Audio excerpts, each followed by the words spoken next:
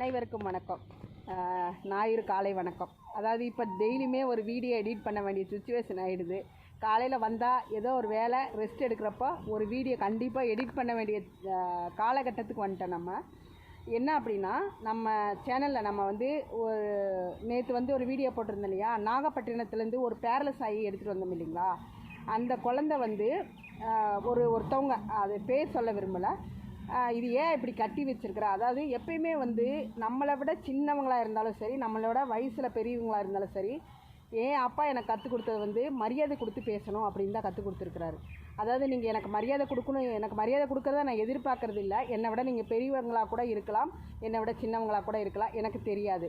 அதாவது ஏன் கட்டி வச்சுருக்க அப்படின்னு கேட்டிங்கன்னா, டாக்டர்கிட்ட எடுத்துகிட்டு போகிறப்போ அவள் வீட்டில் வளர்த்துன குட்டி தெருவில் விட்டு அது பேரலஸ் வண்டியில் அடிபட்டு பேரலஸ் ஆகி தன்னோட உணவு வயிற்று பசிக்காக உணவு தேடி தேடி போய் தன்னோட கால்களை ரணமாக்கி ரத்தமாகி ஒழுகி வந்திருக்கிறாள். அதாவது அவள் வர்றப்பெல்லாம் நான் வீடியோ அப்டேட் பண்ணிகிட்டே தான் இருக்கிறேன். அவ்வளோ ஒரு கொடூரமாக கால்களை புண்ணாக்கி இருக்கிறா.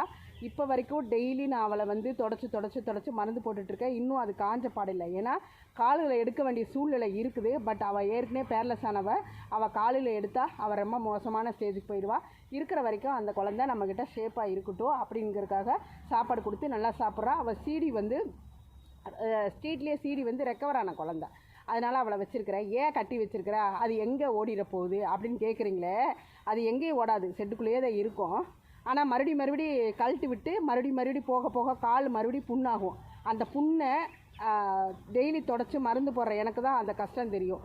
நீங்கள் வெறும் வாயில் சொல்லிட்டு போயிடுவீங்க, அதை செய்ய முடியாது. அதனால் தயவு செஞ்சு புரிஞ்சுக்கோங்க. ஏன் கட்டி வச்சுருக்கேன், ஏன் சில குட்டியில் கழட்டி விட்டுருக்கேன் அப்படிங்கிறத மறுபடியும் நான் சேனலில் சொல்லிகிட்டே இருக்கிறேன். மறுபடியும் நீங்கள் கேட்டுகிட்டே இருக்கிறீங்க. இதுதான் லாஸ்ட்டு. இனிமேல் யாருக்கும் நான் பதில் சொல்ல மாட்டேன். என்னோடய இஷ்டத்துக்கு நான் கட்டி வச்சுருப்பேன், என்னோடய சௌகரியத்துக்கு நான் கழட்டி விட்டுருப்பேன். அதுதான் என்னோட இது. அதில் நீங்கள் சொல்கிறதுக்காக நான் எந்த வேலையும் செய்ய முடியாது. அதுக்கப்புறம் ரெண்டாவது பாயிண்ட் ஒன்று, சிவா விக்கி அப்படின்னு ஒருத்தவங்க, அது சகோதரனா எனக்கு தெரியாது, என்னோட கமெண்ட் பண்ணுற இடத்துல நீங்கள் இது பண்ணுங்கள் அது பண்ணுங்கள் அப்படின்னு நம்ம கட்டளை போடுறோம் இல்லையா, அது தவறு. நான் சொல்கிறேன்னு தப்பாக நினச்சிக்க வேண்டாம். அது முறையான முறை அல்ல.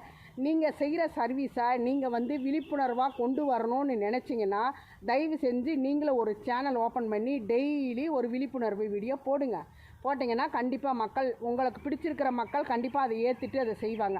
அதனால் என்னோடய கமெண்ட்டில் நீங்கள் ரூல்ஸ் அண்ட் ரெகுலேஷன் மாதிரி அப்படி பண்ணுங்கள் இப்படி பண்ணுங்கள் அப்படின்னு சொல்கிறப்ப சிலர் எங்கிட்ட ரொம்ப வருத்தப்பட்டு சொல்கிறாங்க, என்ன சிஸ்டர் நான் உங்களுக்கு கமெண்ட் பண்ணால் அவங்க இதில் இப்படி பண்ணுங்கள் அப்படி பண்ணுங்கன்னு சொல்கிறீங்கன்னு.